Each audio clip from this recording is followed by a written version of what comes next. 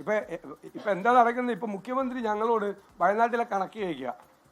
വയനാട്ടിലെ കണക്ക് ഞാൻ പറഞ്ഞല്ലോ, വയനാട്ടിലെ കണക്ക് അത് പണി പൂർത്തിയാകുമ്പോൾ ഞങ്ങളെ കണക്ക് അവതരിപ്പിക്കും. ഒരു പ്രോജക്റ്റ് പൂർത്തിയാക്കുമ്പോഴാണ് അതിൻ്റെ കണക്ക് അവതരിപ്പിക്കും. അത് പബ്ലിക്കിനോടാണ് പറയുന്നത്. CPM-ന് കണക്ക് കൊടുക്കേണ്ട ബാധ്യത ഞങ്ങൾക്കില്ല. പബ്ലിക്കിനോട് ഞങ്ങൾ അവിടുത്തെ പ്രോജക്റ്റ് പൂർത്തിയാക്കുമ്പോൾ പറയും. ഞങ്ങളോട് കണക്ക് ചോദിക്കാൻ വരുന്ന മുഖ്യമന്ത്രി ആദ്യം ചെയ്യേണ്ടത് ആ പയ്യന്നൂരിലെ രക്തസാക്ഷിയുടെ പേരിൽ പിരിച്ച പൈസ ആ ഏരിയ സെക്രട്ടറി MLA-യും കൂടി എവിടെ മുക്കിയെന്ന് ആദ്യം അന്വേഷിക്കും. അഭിമന്യുവിൻ്റെ വേണ്ടിയിട്ട് പൈസ പിരിച്ചത് എവിടെ മുക്കിയെന്ന് അന്വേഷിക്കും സ്വന്തം പാർട്ടിക്കാർ. തിരുവനന്തപുരത്ത് പ്രവീണിന് വേണ്ടി രക്തസാക്ഷി ഫണ്ട് പിരിച്ചിട്ട് അതെവിടെ മുക്കിയെന്ന് അന്വേഷിക്കും. സ്വന്തം പാർട്ടിക്കാർ രക്തസാക്ഷികൾക്ക് വേണ്ടി പിരിക്കുന്ന ഫണ്ട് വരെ മുക്കുന്ന പാർട്ടിയാണ്. അപ്പോൾ CPM-ന്റെ പോളിറ്റ് ബ്യൂറോ നേതാവെന്ന നിലയിൽ സ്വന്തം പാർട്ടിക്കാർ പാവപ്പെട്ട രക്തസാക്ഷികളുടെ കുടുംബത്തിനെന്ന പേരിൽ നടത്തിയ ഫണ്ട് മുക്കിയതിനെക്കുറിച്ച് അത് അന്വേഷിച്ചിട്ട് ഞങ്ങളോട് കണക്ക് ചോദിക്കാൻ വന്നാൽ മതി. അത്രയൊന്നും മുഖ്യമന്ത്രി ആയാലും മുഖ്യമന്ത്രി ഞങ്ങളോട് കണക്ക് ചോദിക്കേണ്ട. മുഖ്യമന്ത്രി ആദ്യം പോയി കണക്ക് ചോദിക്കും. സ്വന്തം കണ്ണിലെ കോലെടുത്ത് മാറ്റിയിട്ട് ബാക്കിയുള്ളവരുടെ കണ്ണിലെ കരടെടുക്കാൻ വന്നാൽ മതി. അല്ല, ഇതൊന്നും ഒരു സംവാദമല്ലല്ലോ. അതല്ലല്ലോ പറഞ്ഞത്. ആദ്യം പറഞ്ഞത് അതല്ലല്ലോ.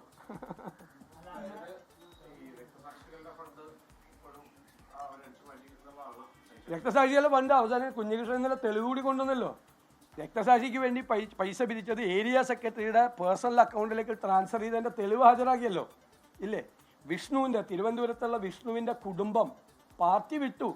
രക്തസാക്ഷിത്വ ഫണ്ട് തട്ടിച്ച ആളെ ട്രിപ്പിൾ പ്രൊമോഷൻ കൊടുത്ത് CPM-ന്റെ നേതാവാക്കി. ഒരു മന്ത്രി ഇടപെട്ടിട്ട് ട്രിപ്പിൾ പ്രൊമോഷൻ കൊടുത്ത്. അപ്പോൾ ഇവർ രക്തസാക്ഷികളുടെ ഫണ്ട് തട്ടിച്ചതിനെ ചോദ്യം ചെയ്തവരെ ആണ് ഇവർ പാർട്ടിയിൽ നിന്ന് പുറത്താക്കി. ചോദ്യം ചെയ്തവരെ, കട്ടെടുത്തവരെ പാർട്ടി സംരക്ഷിക്കുകയാണ്. 3 അഭിമന്യുവിൻ്റെ കേസിലും അതുപോലെ വിഷ്ണുവിൻ്റെ കേസിലും പയ്യന്നൂരിലെ കേസിലും 3 രക്തസാക്ഷികളുടെ ഫണ്ടാണ് നമുക്ക് അറിയാവുന്നത്. ബാക്കിയൊക്കെ ഇനി പുറത്തു വന്നോളും. രക്തസാക്ഷികൾ ഉണ്ടാകുന്നത് ഇപ്പോൾ ലോട്ടറി അടിക്കുന്ന പോലെയാണ്. CPM-ന് ബമ്പർ അടിക്കുന്ന പോലെ അവരുടെ പേരിൽ പൈസ പിരിച്ച് മുക്കലാണ്. ആ പാർട്ടി ഞങ്ങളോട് വയനാട് കണക്കും ചോദിച്ച് വരണ്ടെന്ന് ഞാൻ പറഞ്ഞു.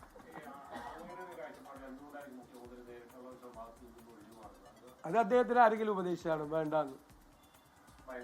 അല്ല, ഞാൻ പറഞ്ഞില്ലല്ലോ. ഞാൻ ആ വാക്കൊന്നും ഞാൻ ഉപയോഗിക്കുന്നില്ല. ഞാൻ മുഖ്യമന്ത്രിയെ കുറിച്ച് അങ്ങനെയുള്ള മോശം വാക്കൊന്നും ഉപയോഗിക്കില്ല. അദ്ദേഹത്തിന് എന്തിനും എന്നെ ഭയക്കേണ്ട കാര്യം? പിന്നെ ഇടയ്ക്ക് പോലീസിനോട് പറഞ്ഞിട്ട് ഞാൻ കൊടുത്ത ഇൻ്റർവ്യൂ ഒക്കെ മറ്റേ കൊണ്ട് റിമൂവ് ചെയ്യിപ്പിക്കും. അത് അപ്പം എനിക്ക് ചിലപ്പോൾ സംശയം വരും, ഞാനൊരു ഇൻ്റർവ്യൂ കൊടുത്തതിന് അദ്ദേഹത്തിനാണ് ഇത്ര വിഷമിക്കുന്നതെന്ന്. ഇത് സ്റ്റാലിനിസ്റ്റ് റഷ്യയൊന്നും അല്ലല്ലോ. എതിരാളികളുടെ പുട്ടിൻ്റെ റഷ്യയല്ല, സ്റ്റാലിൻ്റെ റഷ്യയല്ല. ഞാനൊരു ഇൻ്റർവ്യൂ കൊടുത്തതിന് പോലീസിനെ കൊണ്ട് ശുപാർശ ചെയ്യിപ്പിച്ചു, മെറ്റയെ കൊണ്ട് ആ ഇൻ്റർവ്യൂ റിമൂവ് ചെയ്യിപ്പിച്ചു മുഖ്യമന്ത്രി.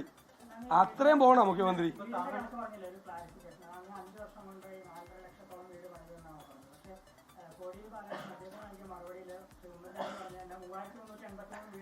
ഇത് ഞാൻ 15 പ്രാവശ്യം നിങ്ങളോട് മറുപടി പറഞ്ഞു. അത് മുഖ്യമന്ത്രി നേരിട്ട് ചെയ്ത ഇതാണ് 4000-ന്റെ കണക്ക്. ബാക്കിയുള്ള ഞാനിവിടെ വായിച്ചല്ലേ, നിങ്ങൾക്ക് കോപ്പി തന്നല്ലേ? അല്ലല്ല, നിങ്ങൾക്ക് അല്ലല്ല, ഞാൻ തന്നത് നിങ്ങൾ വെറുതെ തെറ്റിദ്ധരിപ്പിക്കാൻ നോക്കണ്ട. ഞാൻ പറയണ കേക്ക്. AK ബാലൻ തന്ന നിയമസഭയിൽ തന്ന കണക്ക്, പട്ടികജാതി വിഭാഗത്തിൽ എത്ര പണിതു, പട്ടികവർഗ വിഭാഗത്തിൽ എത്ര പണിതു, തദ്ദേശ സ്വയംഭരണ വകുപ്പ് മന്ത്രി KT ജലീൽ തന്ന കണക്ക്, കേന്ദ്ര ഗവൺമെൻറ്റിൻ്റെ സ്കീമിൽ കേരളം എത്ര വീട് പണിതു, സംസ്ഥാന ഗവൺമെൻറ്റിൻ്റെ സ്കീമിൽ എത്ര പണിതു, ലോക്കൽ ബോഡികളുടെ സ്കീമിൽ എത്ര പണിതു എന്നെല്ലാം കൃത്യമായ കണക്ക് പിണറായി വിജയൻ്റെ മന്ത്രിസഭയിലെ മന്ത്രിമാർ തന്ന കണക്കാണ്. ഇദ്ദേഹത്തിന് ഇത് എഴുതി കൊടുക്കുന്ന ആളുകളുണ്ടല്ലോ, ഈ മുഖ്യമന്ത്രിക്ക്, ഒന്നുകിൽ മുഖ്യമന്ത്രി മനഃപൂർവ്വം നുണ പറയുന്നു, അല്ലെങ്കിൽ എഴുതി കൊടുക്കുന്നവന്മാർക്ക് ഒരു വെളിവ് ഇതിനെക്കുറിച്ചില്ല.